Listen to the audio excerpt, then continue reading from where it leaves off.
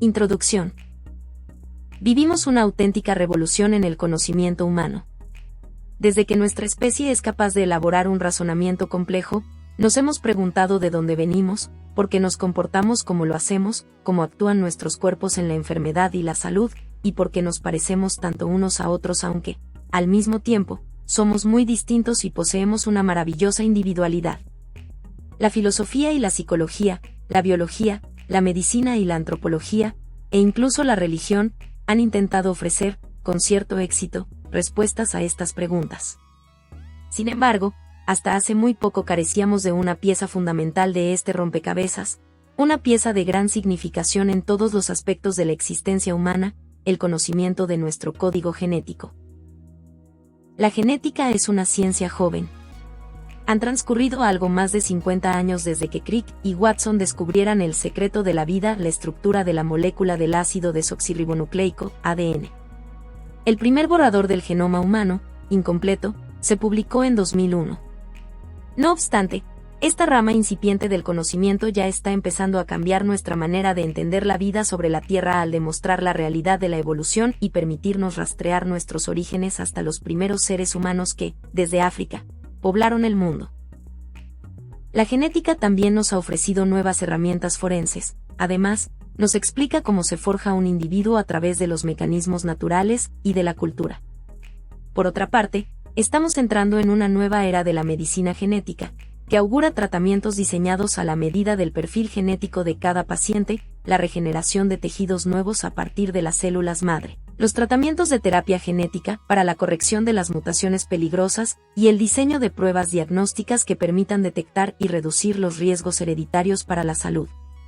Pero también plantea graves problemas éticos, la ingeniería genética, la clonación, la discriminación genética y los bebés de diseño indican a menudo que la abreviatura ADN no solamente significa ácido desoxirribonucleico, sino también controversia. Cada individuo es, por supuesto, mucho más que la suma de sus genes. Otras partes del genoma, como los segmentos previamente denominados ADN basura, también son importantes y quizá fundamentales. Por todo lo señalado, el estudio de la vida sin la consideración de la genética representa solo la mitad de la historia. Tenemos la enorme fortuna de vivir en una época en la que la humanidad puede llegar, por fin, a conocer la otra mitad. Parte y genética clásica. Capítulo 1. Teoría de la evolución. Charles Darwin. La grandeza de esta visión de la vida radica en que, a partir de un comienzo tan simple, han evolucionado, y lo siguen haciendo innumerables formas extraordinariamente bellas y maravillosas. Contenido. 1. El razonamiento desde el diseño. 2. Características adquiridas. 3.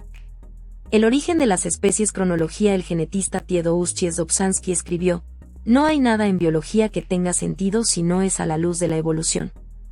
Si bien Charles Darwin no conocía los genes ni los cromosomas, estos y todos los conceptos que se describen en este libro están relacionados, en última instancia, con la genialidad de su contemplación de la vida sobre la Tierra. La teoría de la selección natural de Darwin sostiene que los organismos individuales heredan las características de sus progenitores con modificaciones pequeñas e impredecibles.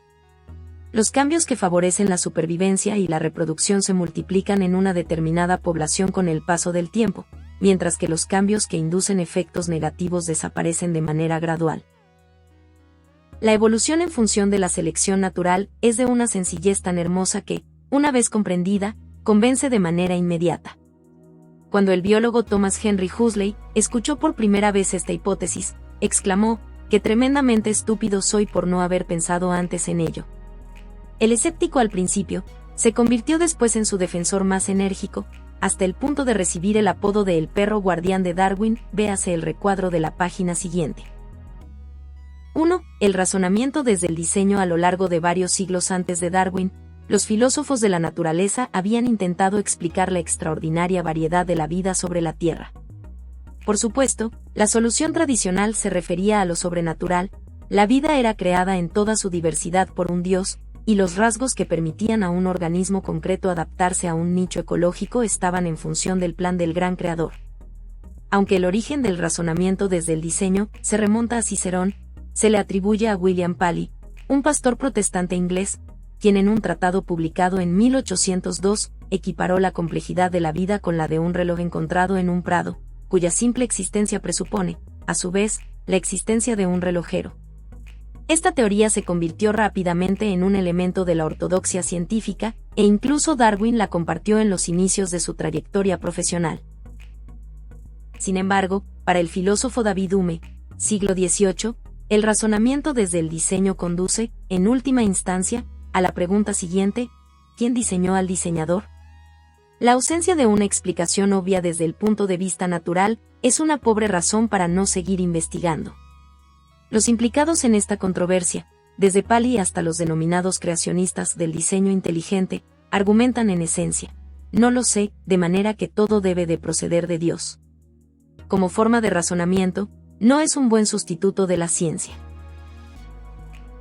2. Características adquiridas. Al tiempo que Paley apelaba al argumento del relojero, Jean-Baptiste Lamarck propuso que los organismos descendían los unos de los otros, y que las diferencias se debían a sutiles modificaciones en cada generación. La suya fue realmente la primera teoría de la evolución. El motor evolutivo de Lamarck era la herencia de las características adquiridas. Los cambios anatómicos debidos al efecto del medio ambiente podían ser transmitidos a la descendencia. El hijo de un herrero heredaría los fuertes músculos que su padre había desarrollado en la fragua. Las jirafas estiran su cuello para alcanzar las ramas más altas, y al mismo tiempo, alargan también el cuello de las generaciones subsiguientes. El perro guardián de Darwin. A T. H. Huxley se le apodó el perro guardián de Darwin durante la reunión de 1860 de la British Association for the Advancement of Science, tras su defensa de la teoría de Darwin frente al razonamiento desde el diseño defendido por Samuel Wilberforce, el obispo de Oxford. A pesar de que no existe una transcripción literal de su conferencia, Wilberforce comenzó burlándose de su rival y preguntando si lo que quería decir en realidad era que descendía de un mono a través de su madre o de su padre. Parece ser que Huxley respondió: preferiría descender de un mono más que de un hombre cultivado que puso toda su cultura y elocuencia al servicio de los prejuicios y la falsedad. Esta teoría todavía es objeto de burla, debido a su resurgimiento en 1930 por iniciativa del biólogo favorito de Stalin, Trofim Lysenko. Su insistencia en entrenar al trigo para resistir las olas de frío fue la causa de millones de fallecimientos por hambre en la Unión Soviética.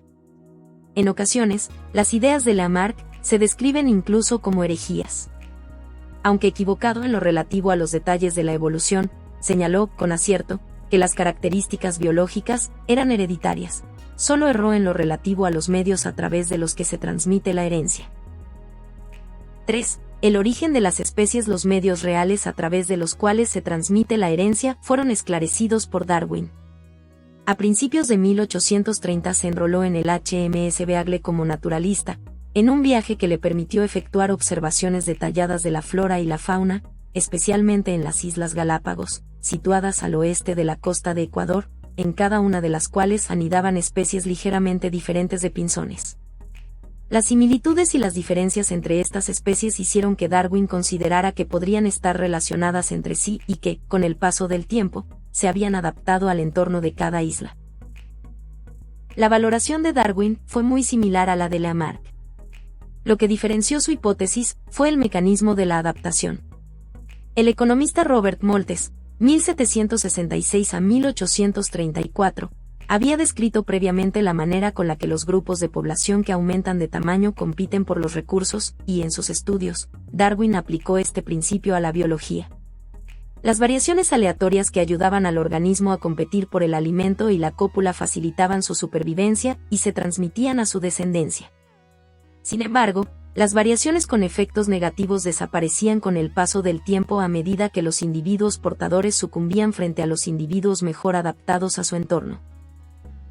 La selección natural no tenía ningún objetivo ni propósito, y tampoco otorgaba ninguna consideración especial a la vida humana. En la frase famosa de Herbert Spencer, lo que importaba era la supervivencia de los mejor adaptados. Darwin propuso inicialmente sus ideas en 1842, pero no las publicó por temor al escarnio que se había hecho de tratados como Vestiges of the Natural History of Creation, Vestigios de la historia natural de la creación, un folleto dado a conocer en 1844 en el que se argumentaba que las especies se pueden transformar en otras distintas. En 1858, Darwin recibió una carta de Alfred Russel Wallace, un joven naturalista que había desarrollado una serie de conceptos similares. Tras una presentación conjunta con Wallace en la Linnean Society londinense, Darwin se apresuró en publicar El origen de las especies en 1859. Solamente una teoría. Los creacionistas suelen señalar que la de la evolución es tan solo una teoría, como si quisieran dar a su alternativa cierta paridad científica. Esta postura refleja su mala interpretación del concepto ciencia, un contexto en el que el término teoría no se emplea con la acepción habitual de intuición.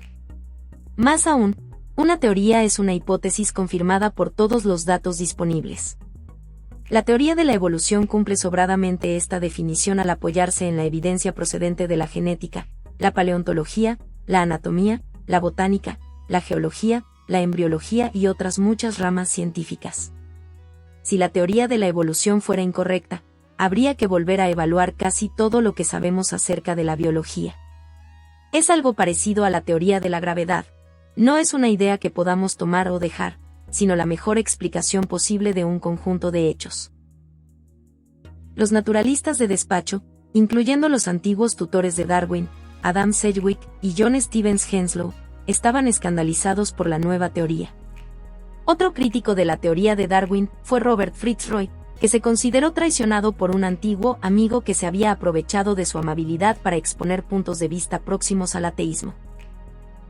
La teoría de Darwin se ha ido actualizando desde 1859, incluso por parte de su autor. El origen del hombre describió cómo las preferencias relativas a la cópula pueden guiar la selección de la misma manera que el ambiente. Sin embargo, el principio fundamental de que todas las especies están relacionadas entre sí y que únicamente se diferencian unas de las otras debido a cambios aleatorios que solo se transmiten si tienen utilidad para la supervivencia o la reproducción, se convirtió en el elemento básico de toda la biología y también en la primera piedra de la genética. La teoría de la evolución a través de una selección natural acumulativa es la única teoría conocida que, en principio, puede explicarla. Existencia de la complejidad organizada. Richard Dawkins Cronología. 1802. William Paley, 1743 a 1805, propone la analogía del relojero para introducir el razonamiento desde el diseño.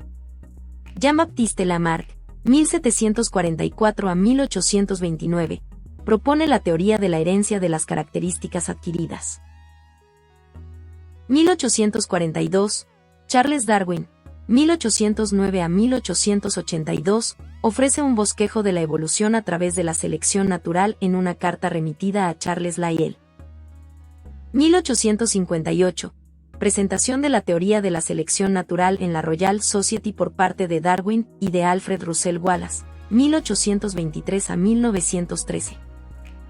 1859. Charles Darwin publica El origen de las especies.